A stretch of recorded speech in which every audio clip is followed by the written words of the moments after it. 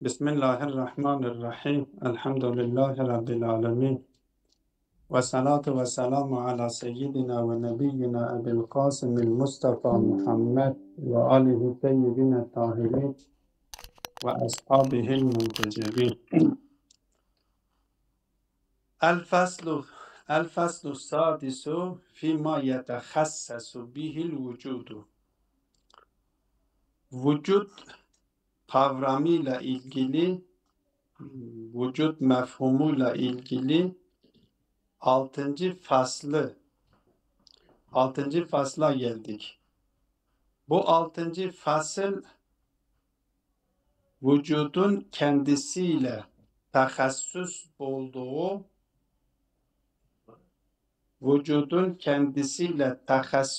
bulduğu şey hakkındadır. Şimdi şöyle düşünelim.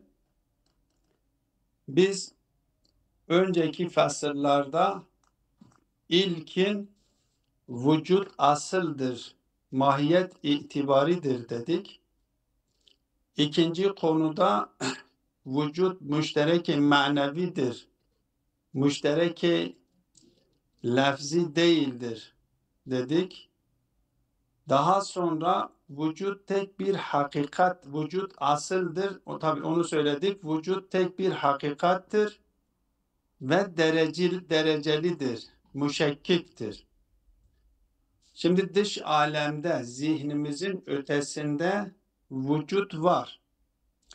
Dış alemi dolduran vücuttur.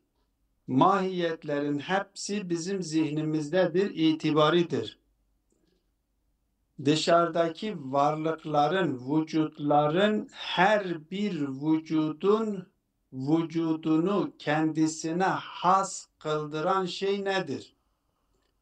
Biz dışarıdaki bu kesret, bu vücudu müşekkik olarak kabul ettiğimiz, biz evvelen vücut tek bir hakikattir söylemiştik ve bu tek bir hakikatin de kesir olduğunu, müşekkik olduğunu, yani bir taraftan vahdeti kabul ediyoruz, diğer taraftan da kesreti kabul ediyoruz.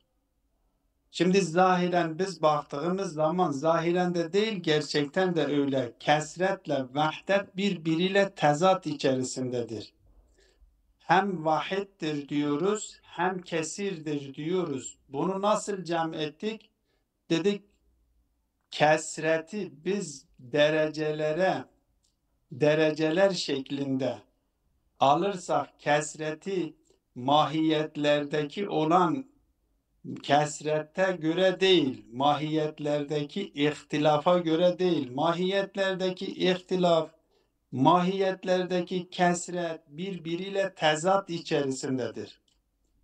Kesretle vahdet. Kesretle vahdeti orada birleştirmemiz imkansızdır. Yani eğer bir şey insan ise mefhum olarak, mana olarak insan ise artık mefhum olarak, mana olarak ağaç değildir. Hem ağaçtır hem insandır dememiz imkansızdır. Bu mahiyetlerde zihnimizde şekillenmiş olan manalar bağlamındadır. Her mahiyet bir diğer mahiyetten ayrıdır ve her mahiyet bir diğer mahiyetten farklıdır. Bazılarında tamam zattır, bazılarında cüz zattır, bazılarında da o ihtilaf arazdan kaynaklanıyor. Ama vücutta öyle değildir. Dışarıdaki hakikat, mefhum, vücut mefhumunun ifade etmiş olduğu dışarıdaki gerçeklikler tek bir hakikattir. Tek bir hakikattir manası, yani hepsi vücuttur. Ama bu vücut dereceli olduğu için kesrette gerçekleşmiş oluyor. Şimdi burada bu dışarıda olan varlık vücutların tehessüsü nasıl gerçekleşiyor? Bu vücutların her birisinin kendisine ait oluşunu hangi yollarla, hangi yöntemlerle bunu gerçekleştirebiliriz? Bu fasıl bu konu hakkındadır. Ki burada Hocam da bir e, tehassusul vücudi bi vücuhin telatetin 3 yolla bu tehassusi gerçekleştirmeye gerçekleşeceğini söylüyor. Evet, dinliyorum. hocam biz kesreti vücudun özelliği olarak mı görmeliyiz? Kesret vücudun özelliğidir elbette. Vücut, evet, o kesret vücudun bizzatihi vücuda hamlediliyor. Yani el vücudul hakikiyye huvel kesir. Çünkü eğer biz dün de işaret etmiştik, bu konu hakkında 3 tane görüş vardı. Hatta 4 tane görüş vardı. Bir tane ariflerin görüşüdür. Arifler diyorlar ki vahdet-i vücuttur. Yani dışarıda tek bir hakikat vardır. O diğerleri tezahür şeklindedir. Bu tezahürler de mahiyetler hakkında söylediğimiz gibi bir itibaridir. Ki Mulla Sadra bunu kabul etmiyor.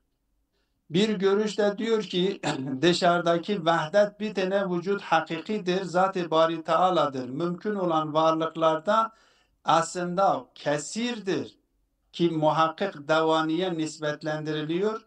Diyor ki bu kesreti bunların vücudu zati itibariyle bunlar var değildir. Vacibul vücuba mensup oldukları için diyoruz vardır. Yoksa vücut olarak bir şey söz konusu değildir. Ki bunu da o muhakkik devaninin görüşü şey hakkında ileride geçmiş derslerde zikrettiğimiz konularda çürüttük. Şimdi sen nispetlendiriyorsun. Nispetlendirdikten sonra siz mahiyeti vacibul vücuda nispetlendirdiğiniz zaman o mahiyette bir değişiklik meydana geliyor mu, gelmiyor mu? Eğer bir değişiklik geliyorsa o zaman orada vücut şekillenmiştir. Yok, eğer gerçekleşmediği halde diyorsun vücut vardır, bu da muhaldır, bu inkılaptır, bu kabul edilmez. Onun görüşü de reddedildi. Diğer görüş meşailerin görüşüydü. Meşailer de diyorlar ki vücut kesirdir. Kesreti de kesretlerine kaynaklık yapan kesret arası o vücut hakikatleri arasında tebayün vardır. Bu tebayün de tamamı zattır. Yani aralarında hiçbir ortaklık nokta söz konusu değildir. Ki bunu da çürüttük. Geldik 4. görüş ki Mulla Sadra ortaya atmış. Mulla Sadra kabul ediyor. Diyor ki el vücudu hakikatun vahidetun, vücut bir tek hakikattir ama müşekkiketun, yani kesir olduğunu da kabul etmiş oluyoruz. El vücudu vahidun fi aynil kesreti, yani hem vahittir. Onun için ben dedim burada bu vahitle kesret arasını nasıl bulabiliriz? Mulla Sadra diyor ki derecelidir. Müşekkik olduğu yoluyla bu vahdetle kesretin arasını buluyoruz. Dolayısıyla bir kesret söz konusudur. Vahdet de söz konusudur. Hepsi vücuttur. Hepsi en zayıf mertebesinden tutun en şiddetli mertebesine kadar. Ki biz dün söylemiştik en zayıf mertebesi kuvve mertebesidir. Ve en şiddetli mertebesi de vacip mertebesidir. En zayıf mertebesinden tutun en şiddetli mertebesine kadar hepsi vücuttur. Bir hakikattir. Yani biz vaciba nasıl vücut diyorsak ve vacibe hamledilmiş olan vücuttan ne anlıyor ise, mesela biz diyoruz ki vacibul bari Teala mevcudun. Bu vücut kelimesinin ifade etmiş olduğu mana neyse el kuvvetu mevcudetun. El kuvvetu mevcudetun. Bu kuvveye hamledilmiş olan el kuvvetu mevcudetun, bu kuvvenin hamledilmiş olan vücuttan da aynı manayı anlıyoruz. Öyleyse hakikatun vahidetun. Tek bir hakikattir. Ama hakikatun vahidetun şahsiyetun değildir. Belki hakikatun vahidetun müşekkiketun. Hakikattir, vahittir Hakikattir, sofistlerin görüşünü reddediyoruz. Vahittir, meşayilerin görüşünü reddediyoruz. Müşekkiktir, kesreti ariflerin görüşünü reddediyoruz. Kesir olduğunu kabul ediyoruz. Hocam siz dediniz ya çelişiyor. Birle kesret yani vahdetle kesret eğer karşı karşıya gelirse. Evet, Mesela bu taş insan diyoruz ya. Mesela taş ayrıdır, insan ayrıdır. Ama evet. ikisi vücuttur. Değil mi? Evet, vücut onların müşterek noktasıdır. Vücut Evet. noktasında birbirine şey değil. Bakın vücut dışarıdadır. Vücut dışarıdadır. Ama taş ile insan benim zihnimdedir. İki tane manadır. Bu iki yani ben taş sözcüğünün ifade etmiş olduğu mana ile insan sözcüğünün ifade etmiş olduğu mana bir midir? Değil. Değildir. Bu gerçekte mi yoksa zihnimde mi ayrışıyor? Bu manalar zihindedir. Manalar bak dikkat edin mana algı dediğimiz şeyler zihindedir. Dışarıda söz konusu değildir. Kesret zihinde mi oluşuyor hocam? Efendim? Kesret dediğimiz şey zihinde mi oluşuyor? Yok, kesret dediğimiz mahiyetler hakkındaki kesret zihindedir. Ama vücut hakkındaki hakikatun vahidetun müşekkiketun o da dışarıdadır. Aynı mı gayrı mı hocam? Eğer biz dışarıdaki kesreti kabul etmezsek o sufilerin sahılmış olduğu vahdetül vücudu kabul etmiş oluyoruz. Yani dışarıda varlık vücutta bir merhalelik illiyet ma'luliyet yok. Bir vücuda illet diyebilelim, birisine de ma'lul diyebilelim diye eğer kesreti kabul etmezsek, dışarıda vücudun kesir olduğunu kabul etmezsek, dış alemde illet ma'lul diye bir söz konusu değildir. Zihnimizde söz konusu olmuş oluyor. Zihinde de bu itibari olmuş oluyor. Hocam mesela biz mesela kesreti kabul edersek ayrı diyoruz ya. O ayrı o zaman illet ma'lul bağlantısını da bir yerde koparmış olmuyor muyuz? Anlamadım. Hocam şimdi mesela kesreti kabul ediyoruz ya diyoruz ayrıdır. Evet. Biz ayrı derken orada bir illet şeyini koparmış olmuyor muyuz? İllet ma'lul. Yok, biz yani burada ikidir diyoruz ama bunların arasında iki olmasına rağmen aralarında irtibat yoktur demiyoruz ki. Aralarında bir irtibat. Biz iki demekle bir iki olduğu zaman arasında irtibatı kesmiş mi oluyoruz? Vahdet-i vücutçular ne diyor hocam? Vahdet-i vücutçular diyorlar ki dışarıdaki hakikat bir tanedir. Vacibul vücuttur. Elbette vahdetul vücut hakkında farklı yorumlar vardır.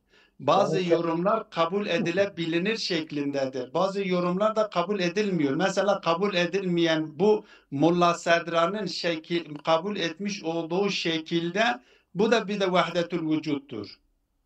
Ama vahdetul vücut fi aynil kesrettir.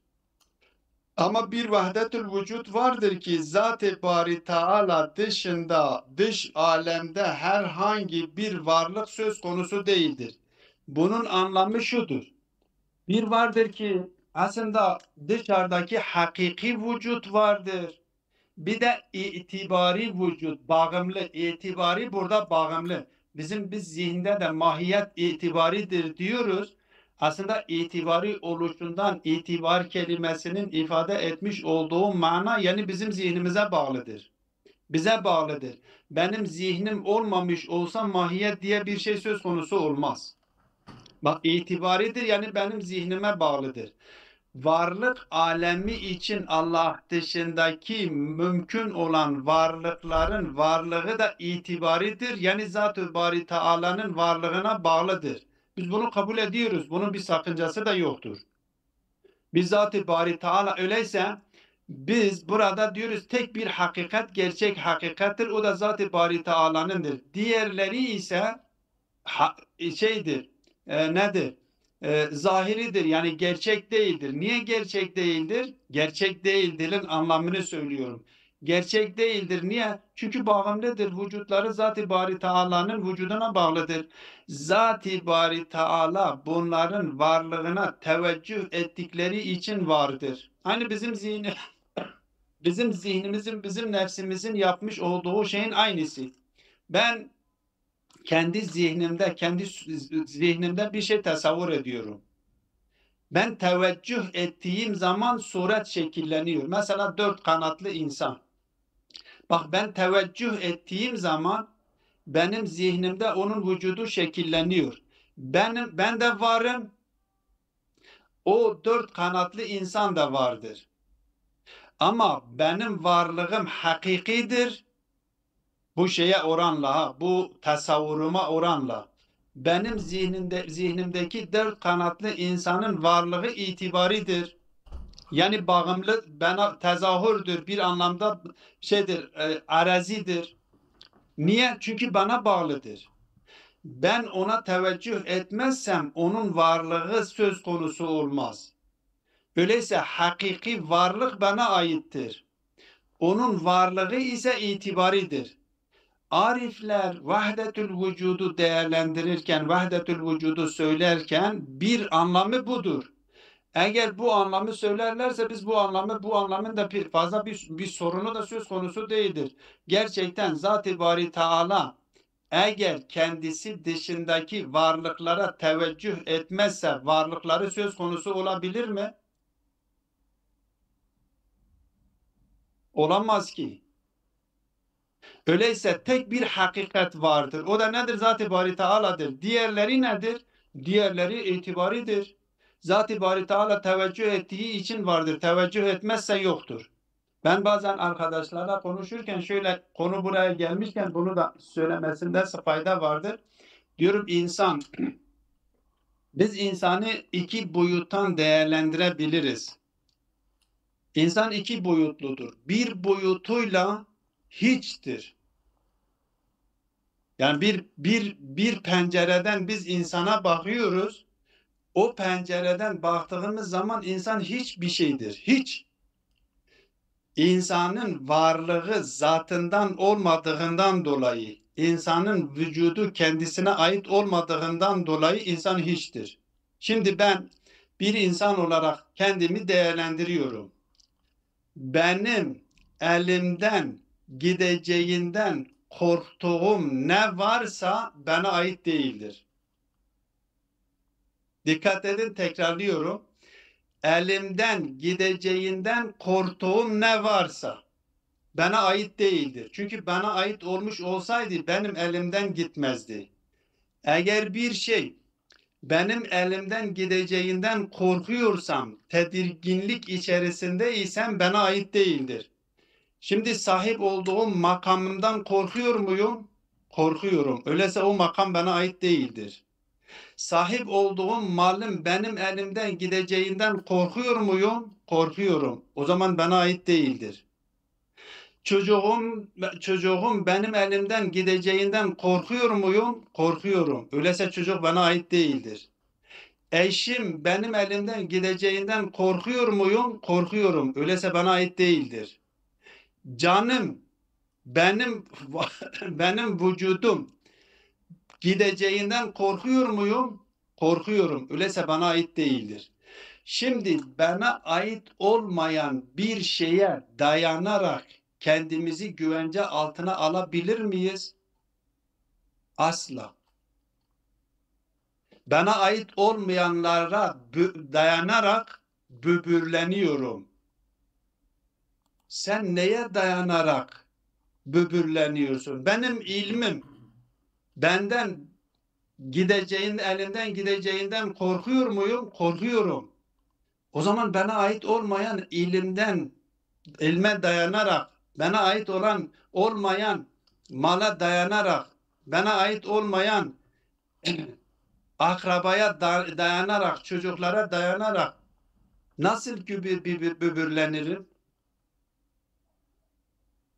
Nasıl kibirlenirim? Bana ait olmayan şeylere dayanarak ben kibirleniyorum. Bu boyutuyla biz insana baktığımız zaman insan hiçtir diyor. İnsan sen kendi hani ayet-i kerimede Allahu Teala insanı kendisinden kendisini şekillendiren maddeye şey yapıyor. Maddeyi hatırlatıyor. Diyor meğer sen bir nutfeden oluşmamış mısın?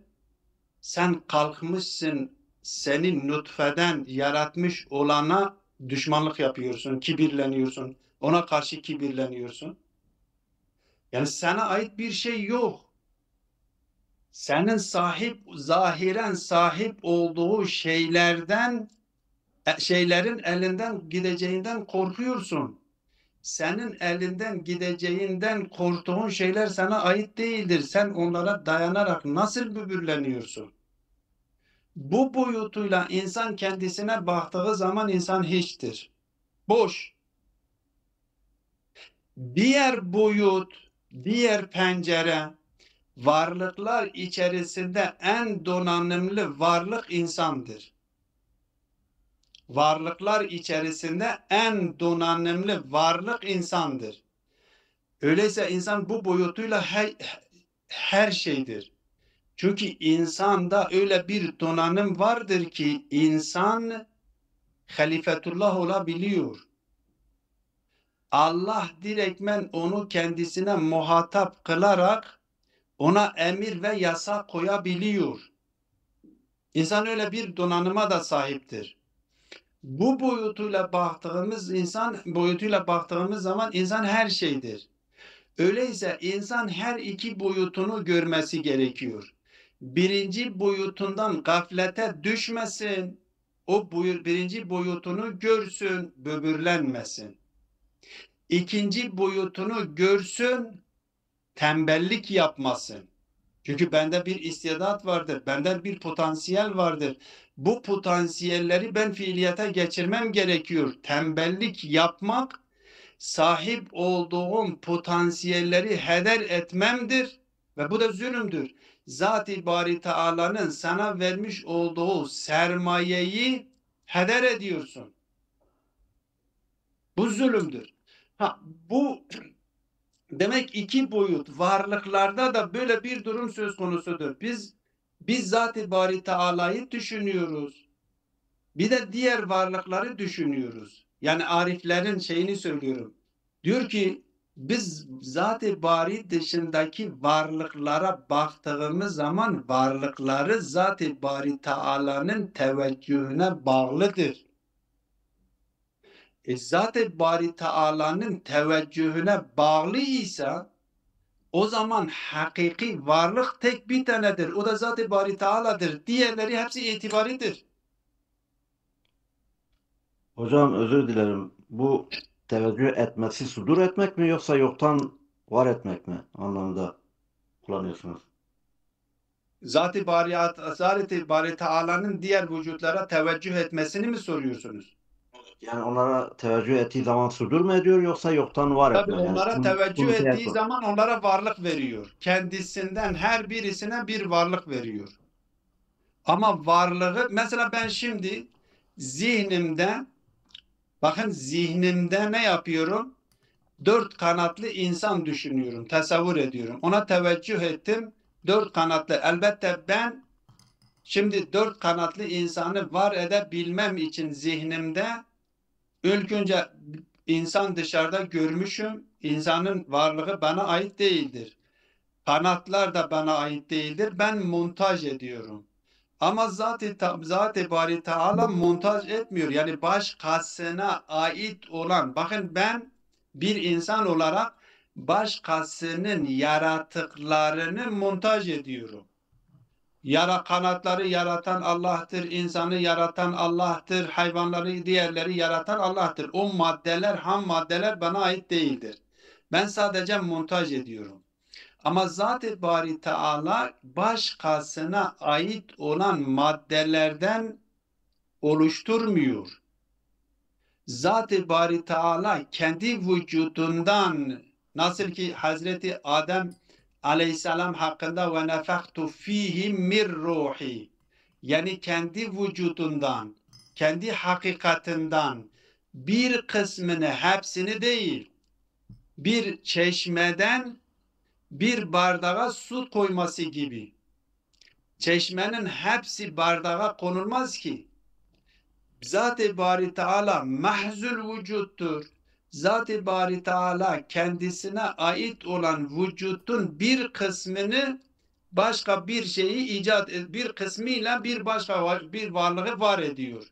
Bu da onun teveccüh etmesiyle, irade etmesiyle teveccüh ediyor ve irade ediyor. Bir an biz zihnimizdeki tasavvura, bizimle Allah arasındaki ilişki türü bizim zihnimizdeki tasavvurlarımızla bizim nefsimiz arasındaki ilişki gibidir.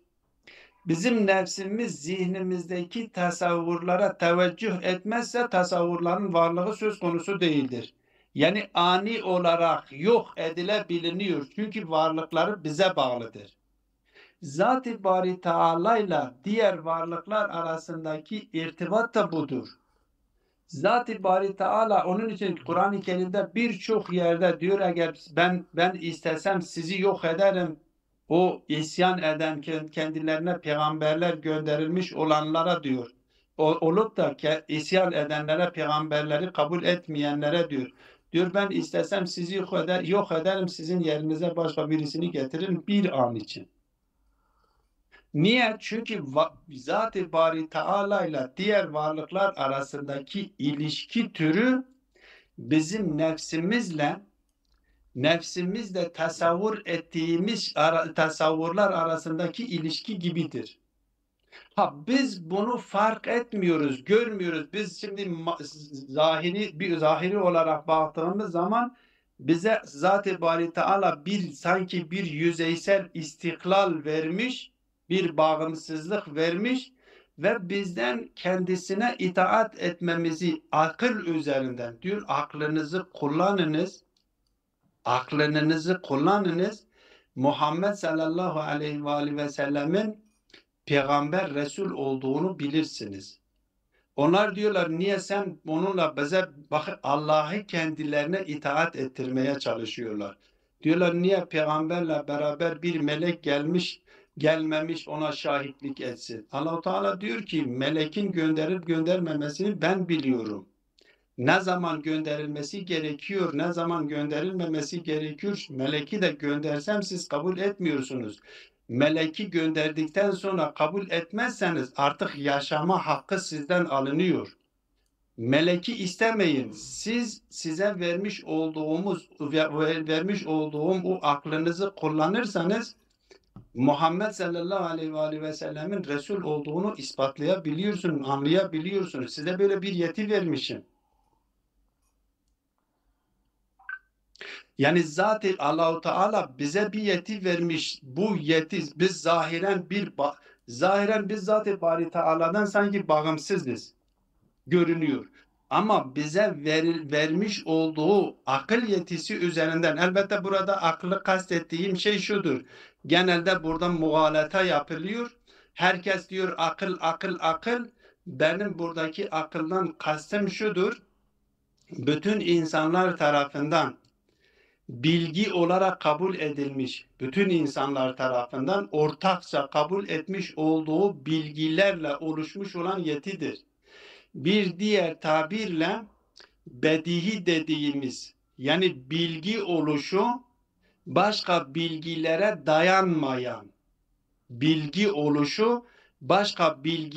dayanmayan yani delil istemeyen bilgilerle oluşmuş olan yetiye akıldır.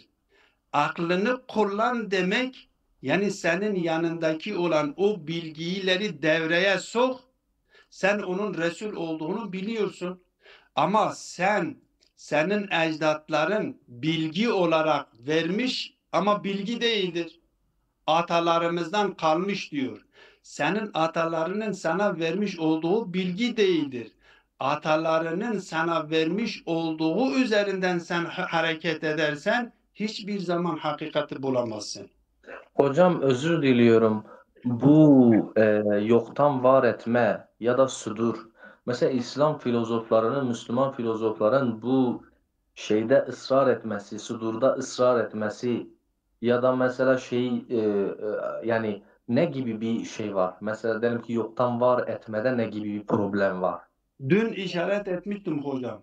Bakın dikkat edin. Şimdi Allah'ın icat etmiş olduğu mucittir. Tamam.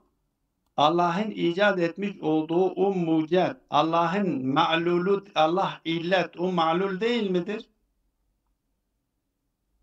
Evet. Evet hocam. Ama bunu insan üzerinden düşündüğümüz zaman bu böyle. Yok fark etmiyor. Bütün varlıklar için. Dikkat edin. Vücut olarak bak mahiyetler üzerinden gitmeyin. Ben bu mahiyetle vücut ilişkisi hakkında bir şey yazmışım. Bu dersten sonra ben size göndereceğim. Hem bugün aslında okuyacağımız dersi de dersin anlaşılması için de şey oluyor, yardımcı oluyor. Hem de bazı konuları aydınlatıyor. Mahiyetle vücut ilişkisi evet unvan bu şekilde atmışım. Mahiyet ve vücut ilişkisi. Ben yazmışım. Ben inşallah dersten sonra bu şeye atacağım. Bu WhatsApp grubuna atacağım. Hocalarımız mutala etsinler. Kesinlikle hepsi okusunlar. Biraz terimler, bazı terimler de söz konusudur. Gerçi bu dersler arasında şimdi yaptığımız derslerden dolayı belki bunun anlaşılması kolay olmuştur. Ama her halükarda üzerinden gidin. Anlaşılmayacak bir yerde olur, bir şey olursa yarın yine konuşuruz üzerinde. Kesinlikle bunu okuyun. Bu mahiyetle vücut arasındaki ilişki çözülmediği sürece, anlaşılmadığı sürece. Çünkü biz Yani hocam insanlar... özür diliyorum. Yani biz yoktan var etmeyi aklen temellendiremediğimiz için mi? Ben onu aslında öğrenmek Yok ben istiyorum. şimdi söylüyorum hocam. Şimdi yoktan var etti. Tamam. Şimdi yoktan var etmeyi bana açıkla nedir? Ben onu söylüyorum. Yani biz bunu aklen temellendiremiyoruz. Bunu temellendiremediğimiz için demek doğru değildir. Hı. Doğru olmadığı için temellendiremiyoruz. Çünkü bakın dikkat edin sonucu ne oluyor? En Sonucu azından budur. Sonucu felsefe budur. Özür dilerim. Ben bunu söyleyeyim ondan sonra siz devam ediniz. Çok özür dilerim. özür Bakın dilerim. sonucu şöyle oluyor. Şimdi Zat-ı Bari Teala yoktan var etti. O var edilene bir şey vermiş mi? Vermiştir. Evet. Eğer vermemiş olsa ki var etme olmuyor. O verdiği şey kendisinde var mıdır yok mudur? Eğer desek kendisinde yoktur, o zaman var edilmiş olan bir şeye sahiptir ki Zat-ı Bari Teala ona sahip değildir. O zaman Zat-ı Bari Teala eksik olmuş oldu. Yani kendisinde değilse zaten vardı. Kendisinde vardır, kendisindedir. Kendisinde vardır ve o vardır nedir? Yani vücut. Biz demiyor muyuz ki insan denen varlığı var etti? Var etmek nedir? Yani vücut verdi. Vücut kendisine ait olan vücuttan biraz vücut mu verdi? Aynen şey gibi. Şimdi bunu tasvir etmek için söylüyorum. Bir ne diyoruz? Çırak diyoruz. Çırak. Bu eskiden gazlı lambalar vardı ya, çırak dediğimiz şeyler. Lambalar vardı. Fitilli lambalar vardı ya. Evet. O fitilli lambalarda alev yok mudur? Alev vardır da. Evet. Yanına bir fitilli şeyi götürdüğümüz zaman o alevden alev almıyor mu? Evet. O ikinci alev birinci aleve ait değil midir? Evet. O alevden herhangi bir şey eksildi mi? Yok. Şimdi biz diyebilir miyiz ki o ikinci lambaya verilen alev yoktan verilmiştir? Yok. Yok diyemeyiz ki. Evet. Şimdi Zat-ı Bari Teala takrib diyorum ya, misaller bazen nedir? Yaklaştırıcıdır, bazen de uzaklaştırıcıdır. Zat-ı Bari Teala için yani o lamba için düşünün. O fitilli olan lambanın üzerindeki şey için alev düşününüz. O alevlikten bir alevini başka birisine verdi. Şimdi yoktan bir şey mi verdi? Yok. Zaten bakın dikkat edin. Bu eğer biz o yoktan bu yok idi. Bak bu mahiyet insan dediğimiz varlık yok idi. Kendi vücudundan ona vücut verdi. Yani bunu yoktan var etti. Doğrudur. Bu yoktu, bunu var etti. Ama buna vücut verirken vücudundan vücut veriyor. Yokluktan bir şey vermiyor ki. Kendisinin sahip olmadığı bir şey vermiyor ki. Çünkü ondan başka bir şey yok. Ondan başka bir şey yoktur. Aynen. Dolayısıyla biz o yoktan var etme meselesi problemlidir. Problemli olduğu için bu felsefeciler sudur meselesini, elbette sudur meselesinde de yapılan açıklamalara göre bazı açıklamalarda gerçekten kelamcıların almış olduğu sorunlar, işgaller gerçekten varittir. O işgalleri gidermeleri gerekiyor. Diyorlar ki felsefecilerin tasarlanmış yani sudur anlayışını kabul eden felsefecileri söylüyorum. Sudur anlayışını kabul eden felsefecilerin tasavvur etmiş olduğu Allah anlayışı pasifize edilmiş olan bir Allah'tır. Aktif değildir. Pasif bir Allah. Nasıl ki Brahman diyor ya, Brahmanlık diyor Zat-ı Bari Teala yaratıkları yaratmış, ondan sonra kendi şeyine çekilmiş. Pasif, duyarsız. Yaratıklarına karşı bir duyarlılığı söz konusu değildir. Yaratmış, kendi köşesine çekilmiş. Pasif bir hali vardır. Yaratıklarıyla aktif halde değildir. Felsefecilerin sudur anlayışından da böyle bir sonuç çıkarabiliyor. Onun için kelamcılar bundan dolayı bunu eleştiriyorlar ve eğer felsefecilerin savunmuş olduğu sudur anlayışı böyle ise gerçekten Zat-ı Bari Teala'yı pasif bir duruma düşürüyor, aktif haletten çıkarıyorsa gerçekten işgallidir. Ama benim tasarladığım, benim anladığım kadarıyla sudur anlayışından anladığım kadarıyla öyle bir şey söz konusu değildir. Mümkündür o filozofların beyanlarında böyle bir şey söz konusu olsun, böyle bir çıkarımlar söz konusu olmuş olsun. Şayet kendi döneminde kelime eksikliğinden dolayı, kavram eksikliğinden dolayı, zamanın şartlarından dolayı kendilerini tam ifade edememiş olabilirler. Bunu bütün alimler için diyebiliriz. Onun için bütün düşünürlere biz art niyetli yaklaşmamamız gerekir. İster kelamcılar olsun, ister filozoflar olsun, ister arifler olsun, ister fıkıhtaki mezhepler olsun, art niyetli yaklaşmamak lazım. Hüsnü zan ile iyi niyetlerinden dolayı bunu savunduklarını savunarak yaklaşalım ve hangisinin ortaya koymuş olduğu iddia sorun barındırıyorsa onu reddederiz.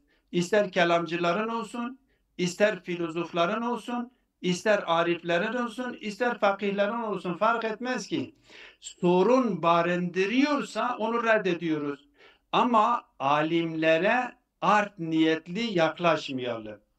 Alimlere her her hüsnü niyetle yaklaşalım. Ve onların niyeti iyidir. Ama Allah katında Allah biliyor onların niyeti iyi midir, kötü müdür bizi ilgilendirmiyor. O onlarla Allah arasındaki bir durumdur. Bizi ilgilendirmeyen bir durumdur. Bizi ilgilendiren durum ortaya atılmış olan iddia sorun barındırıyor mu, barındırmıyor mu? Barındırıyorsak reddediyoruz, barındırmıyorsak kabul ediyoruz. İster ariflere ait olsun, İster filozoflara ait olsun, ister kelamcılara ait olsun önemli değildir. Ama bize düşen en önemli nokta nedir? İyi niyetli olmaktır. Hüsnü zan yapmaktır. Evet, Herkes Seydan Bey- için hüsnü zan. Sayıdan 5 dakikamız var ha. Biz derse geçmedik. Tamam zaten bitiriyoruz. Bugün daha derse girmedik. Yani- Ben o yazıyı göndereceğim. Evet. O yazıyı da okuyunuz. İnşallah o yazı doğrultusunda bu konu biraz daha anlaşılır hale gelir. Bu konuyu yarın okuyacağız. Eğer arkadaşların soruları yoksa biz dersi bitirelim. Hocam ben bir madem ki şey yaptık, şu mahiyetle ilgili bir soru sormak istiyorum. Şimdi Buyurun. mahiyet mesela hala aklımda şey olmamış, şekillenmemiş. Mesela bir ara şey dediniz, yani böyle yer kaplama, form şeklinde. Bir de mesela rol dediniz. Mahiyet rolleri, yani bir vücudun içerisindeki roller. Bir arada zihin, yani zihinde olanlar, zihnimizde olan anlamlar mahiyettir. Yani bu üçü birbirinden ayrı gibi gözüküyor. Yani bunların tamamı mahiyettir. Hepsi mi mahiyet kategorisine giriyor, yoksa bunların hepsi aynı mı? Ben mi yanlış anladım? Bir hakikatin farklı anlatımıdır. Ben biraz bunu açıklayan bu göndereceğim makalede şeydir, kısa bir makaledir. Bu göndereceğim makale de siz makaleyi de okursanız belki daha da netleşiyor. Şimdi ben şöyle diyelim. Şimdi bizim her halükarda biz dışarıdaki bir nesne, bir hakikat, bir gerçeklik. Bakın hangi ifadeyle ifade ediyorsak edelim. Dışarıda bir hakikat vardır. Bir gerçeklik vardır. Yani dışarıyı adeta doldurmuş bir gerçeklik vardır. Yani hayal değildir. Ben bu dışarıdaki gerçeklikle karşılaştığım zaman iki tane algı benim zihnimde şekilleniyor. Bir, yani o hakikat hakkında tek bir hakikattir. Ama o tek bir hakikatten benim zihnimde iki tane algı şekilleniyor. Neden? Niçin dışarıda bir hakikat vardır? Ama o tek bir hakikatten benim zihnimde iki tane algı şekilleniyor. Bir, algı vücuttur. Yani o dışarıdaki terde adem yapmış. Kendisine ait olan yokluk yok edilmiş. Vücut yani bu. Kendisine ait olan yokluk yok edildi. Yani kendisi yok iken var oldu. Bu onun vücududur. Bu vücuttur. El insanı mevcudun diyoruz. Bir de bu vücuda bu kendisine ait olan yokluğu yok eden, hala kendi zatından mı yok etmiş ya başkası yok etmiş. Önemli değildir şimdi o. Bu kendisinden yokluğu yok eden varlığa bir de insan diyorum. Niye insan diyorum? O iki hakikatin iki yönlü o bir hakikatin iki boyutlu olduğunu söylüyor. Bunu vakit bitiyor, şimdi kapanıyor. Ben bu şeyi göndereceğim. Bunu okuyun. Ben bunu burada açıklamışım. Bunu okuyun. Yarın inşallah yine bunu, çünkü gerçekten mahiyetle vücut tam netleşmeden bu konuların tam oturması da biraz şeydir, biraz zor. Evet. O makaleyi okuyun. Eğer gerekirse yarın o makale üzerinden ders yapalım, bu otursun. Evet. Seydam, bildiğim kadarıyla bu ders sorularla oturmaz. Ancak biraz bekleyeceğiz. Sesiniz hocam çok yankı yapıyor. Niye yankı yapıyor? Bende mi acaba? Bilmiyorum. Yankı yapıyor, bilmiyorum. Yani biraz beklesek biz bu ilmin terimleri, konuları, şeylerinden haribiz ha. Yabancıyız. Kesinlikle Yavaş öyledir. oturur. Sadece hocam, sadece böyle şunu diyeyim. sormakla oturmuyor bence ha. Evet. Hocam, şimdi sadece biz yarın da bu göndereceğim makaleyi okuyun. Bu makaleyi şey yapalım, bu mahiyetle vücut arasında biraz yani haklıdır. Bir oturmadan konular oturmuyor. Tamam. Bunu biraz yani zaten istediğimiz o nihai derecede yine oturmaz biliyorum. Çünkü bu zamanla oturuyor. Aynen şey gibidir. Bir çocuğu düşününüz. Bir çocuk yeni annesinden doyduğu zaman kendisi, zihin denilen şey yeni olan bir şeye yönelik bir okyanus gibidir. Sen o çocuğun yanında kelimeleri kullandığın zaman çocuğun zihninin neresine gittiği belli değildir. Bir okyanusa bir taş atmış gibi oluyorsun. Ama o çocuk annesinden, babasından, kardeşlerinden dinleye artık yavaş biraz dolduktan sonra sen bir kelime diyorsun. İlk başta bir kelime söylediğin zaman 10 sefer de tekrarlasaydın o söyleyemiyordu. Ama belli bir süre sonra bir sefer kullandığın zaman bakıyorsun tekrarlıyor kelimeyi. Niye? O zihindeki olan boşlukluk biraz doluyor. Felsefe meselesi de aynısıdır. Felsefenin kendisine has terimleri vardır. Biz bu terimlere yönelik bir çocuk mesafesindeyiz. Bunu biraz o zihin boşluğu dinlemekle gitmesi gerekiyor ki tam otursun. Yavaş yavaş. Evet. İnşallah. Ve sallallahu ala Muhammedin ve alihi teyyibine tahirin.